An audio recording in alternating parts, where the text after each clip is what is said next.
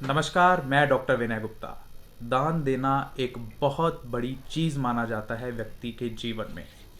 भौतिक वस्तुओं का दान तो हर कोई देकर व्यक्ति की, ज़रूरतमंद व्यक्ति की त्वरित आवश्यकताओं को पूरा कर सकता है। लेकिन सबसे बड़ा दान है शिक्षा का दान, जो उसके पूरे जीवन को ही प्रकाशमय कर देता है। इस समय हमारे साथ कैथल जिले के पालाराम सैनी मौजूद हैं, जो एक वरिष्ठ समाज सेवी भी हैं। वरिष्ठ इसलिए बोल रहा हूं क्योंकि समाज सेवियों की एक लंबी फेहरिस्त पिछले कुछ दिनों से ही कैथल जिले में आपको होर्डिंग्स में दिखाई दे रही होगी। लेकिन वास्तव में जो जिला स्तर पर ग्राउंड लेवल पर समाज सेवा कोई कर रहा है, तो वो आप तक पहुंचाना भी हमारा परम कर्तव्य है। स्वागत है बालाराम सैनी जी। नमस्कार भाई साहब। सर, आज का क्या कार्यक्रम था आपके मूनलाइट पब्लिक स्कूल में? आज आपके चैनल के माध्यम से मैं कैथल की जनता को बताना चाहता हूँ, हमारा जो मूनलाइट स्कूल है ये लगभग 32 साल से सेवा दे रहा है शहर के अंदर। 2015 में मैंने ये स्कूल लिया था। 2015 से इस स्कूल को मैं चला रहा हूँ। हमारे इस स्कूल को मूनलाइट एजुकेशन सोसाइटी है, उसके तहत चलाया जा रहा है। पीछे कुछ समय से मेरे साथियों से बैठ के डिस्कस हुई है कि हमें एक ऐसा काम करना चाहिए जो आज तक हरियाणा प्रदेश में किसी स्कूल ने या किसी नेता ने नहीं किया। तो ऐसी डिस्कस करके हमने निर्णय लिया, कैथल सिटी से जो हमारी बेटियां जिनके पिताजी नहीं हैं, ऐसी 200 बच्चियों को हमारा स्कूल पहली से लेके +2 तक फ्री शिक्षा देगा, या जिस घर में बेटी है उसको भी हम फ्री शिक्षा देंगे पहली से लेके +2 तक। तो सर, इसमें फ्री शिक्षा में क्या कुछ रहेगा? उसकी ट्यूशन फीस, एनुअल फीस, किताबें, यूनिफॉर्म, क्या कुछ? उस बच्चे से किसी भी तरह की हम कोई फीस नहीं लेंगे, किसी भी तरह की उससे हम कोई बुक्स का चार्ज नहीं लेंगे, कोई हम उससे एडमिशन नहीं लेंगे, बिल्कुल कंप्लीट फ्री रहेगा। सर, इससे पहले भी मैंने सुना है कि आपका नाम चर्चाओं में रहता है कि आप डिप्लोमास वगैरह, कोर्सेज वगैरह फ्री में कराते हैं। तो मैं ये जानना चाहता हूँ कि कितना कुछ फाइनेंशियल लायबिलिटीज़, क्योंकि सर इन पे खर्चा तो होता होगा, कितनी फाइनेंशियल लायबिलिटीज़ आपके इस ट्रस्ट को उठाना पड़ता है? भाई, मेरे पीछे मैंने 3200 बच्चों की घोषणा की थी आप सभी साथियों के चैनल के माध्यम से। मेरे पास 1700 बच्चों ने एडमिशन ले रखा है।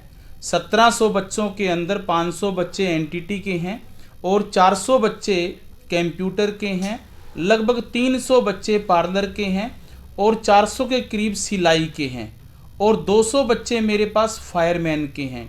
इन सभी बच्चों की कंटिन्यू क्लास चली हुई है। बैच बना रखे हैं 2-2 घंटे के। हमने यहाँ पे टीचर प्रोवाइड करा रखे हैं, वेल एजुकेटेड हमारे पास टीचर हैं। आपने बात करी है खर्चे की, करोड़ों रुपया खर्च हो रहा है, करोड़ों रुपया। हमें अभी तक सरकार से 1 रुपया नहीं मिला और ना हमने सरकार के सामने अपनी कोई बात रखी। आप जैसे मित्र या और समाज सेवी जो शहर के हैं, वो समय समय के ऊपर मेरा सहयोग करते हैं। सर, सरकार का आपने बात किया कि सरकार की ओर से कोई भी आपको हेल्पिंग हैंड नहीं मिला गया है, जो ना कोई सहयोग मिला है। क्या आपकी पार्टी, जहाँ तक मुझे जानकारी है, आप भारतीय जनता पार्टी से संबंध में हैं, तो उनसे आपको कोई सहयोग या कोई प्रशंसा, प्रशस्ति पत्र मिला आज तक? भारतीय जनता पार्टी के जो नेता हैं, जैसे हमारे यहाँ पे जो हमारे जिला अध्यक्ष हैं, अगर मैं उनकी बात करूँ, मैं पार्टी के अंदर हूँ और मैं तो ये भी कहूँगा आपके चैनल के माध्यम से, जो कैथल से ये टिकट कटी थी ये भी मेरी कटी थी।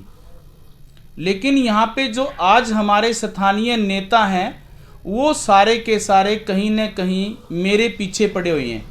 वो ये चाह रहे हैं कि पालाराम सैनी को हम किसी भी तरह से आगे ना जाने दें। ये तो मेरी अपनी हिम्मत है और इस शहर का प्यार है और भगवान का आशीर्वाद है कि मैं ये सब काम आप लोगों के सहयोग से कर रहा हूं। समाज सेवा के नाम पर अगला चेयरपर्सन का चुनाव लड़ा जाएगा, ऐसा लग रहा है। जिस तरह से कुछ समाज सेवी चुनाव मैदान में उतर भी गए हैं, और जो भी चुनाव में उतर रहा है अपना नाम लेकर, वो अपने नाम के आगे समाज सेवी लिख रहा है। आपकी ना हमने होर्डिंग्स देखी, और बड़प्पन ऐसा कि कभी आपने अपने मुंह से अपनी प्रशंसा नहीं की। तो क्यों नहीं आप चेयरपर्सन का चुनाव लड़के लोगों तक अपनी सेवाएं जो आप बच्चों तक पहुंचा रहे हैं, घरों तक, कुछ घरों तक पहुंचा रहे हैं, क्यों नहीं पूरे जिले स्तर पर आप पहुंचाते? आपके चैनल के माध्यम से बताना चाहूँगा, अभी मेरे पास कोई जिम्मेवारी नहीं है। मैं बगैर जिम्मेवारी के भी जो काम नेताओं को और सरकार को करना चाहिए वो काम मैं कर रहा हूँ।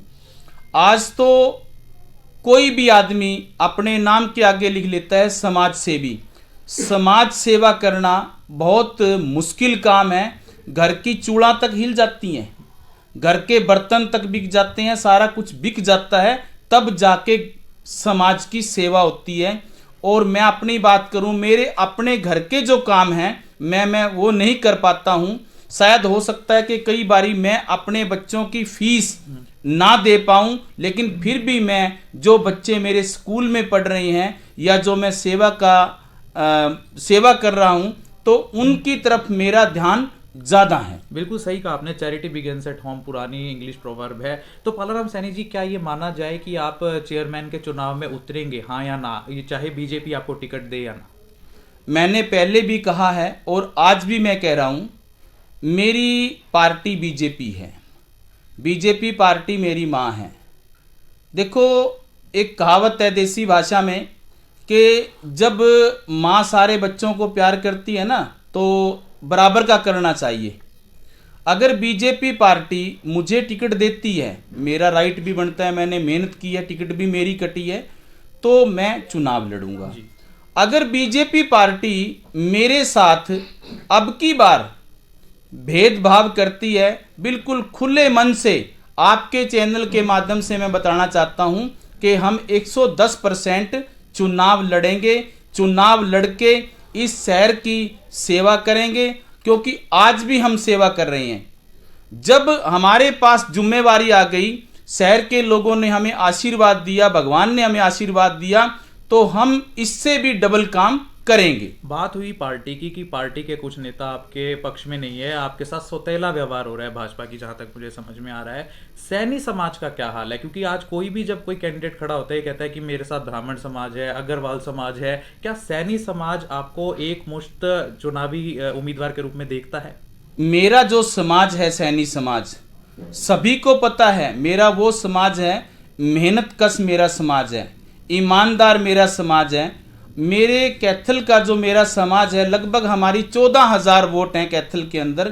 हर व्यक्ति ने मुझे आशीर्वाद दे रखा है, हर व्यक्ति मेरे साथ है, हर वोटर मेरे साथ है, कंधे से कंधा मिला के वो मेरे साथ हर समय काम करते हैं। अगर कोई और पार्टी जैसे आम आदमी पार्टी या कांग्रेस अगर आपको कहती है कि ठीक है, अगर आपको भाजपा में वो सम्मान नहीं मिल रहा है तो आप हमारी पार्टी के चुनाव चिन्ह पर चुनाव लड़े, तो क्या तैयार होंगे? मेरे भाई, समय बलवान है, हम सब समय के अधीन हैं। मैं भी समय के अधीन हूँ। समय जो करवाएगा मैं वो करूँगा। मैंने एक बात बिल्कुल खुले मन से आपके चैनल के माध्यम से कही है कि हमने चुनाव लड़ना है। चुनाव लड़ना और चुनाव लड़के इस शहर की तस्वीर बदलना, इस शहर के जो वंचित लोग हैं, हमारी पार्टी का नारा है अंत्योदय।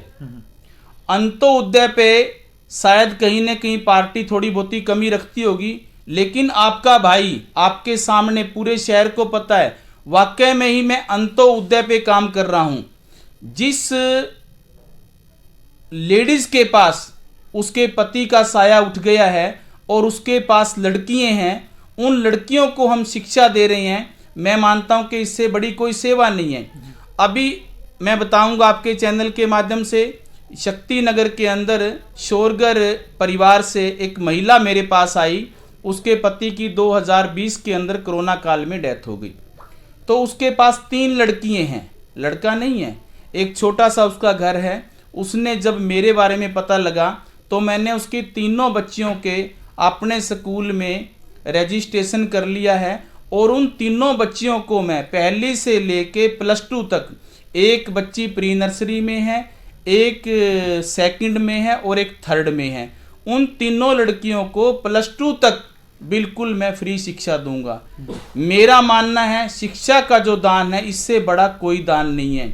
आदमी अपनी गरीबी को या अपनी आजीविका को या अपने परिवार को शिक्षा के जरिए से ही आगे बढ़ा सकता है। जी, तो ये आप देख रहे थे, हमारे साथ थे पालाराम सैनी, वरिष्ठ समाज सेवी, जो समय समय पर शिक्षा का दान, शिक्षा की डिग्रियां, डिप्लोमा प्रदान करके भी और वोकेशनल ट्रेनिंग्स प्रदान करके भी अपने स्कूल के माध्यम से कोशिश लगातार करते रहते हैं और हमारा चैनल भी प्रमुखता से उनकी खबरें दिखाता रहता है। अब देखना ये होगा कि पालाराम सैनी किस पार्टी से चेयरमैन का चुनाव लड़ते हैं या निर्दलीय चुनाव लड़ते हैं और कैसा रिस्पॉन्स उनको समाज सेवा का समाज की ओर से मिलता है। ये थी ग्राउंड रियलिटी रिपोर्ट। मैं डॉक्टर विनय गुप्ता।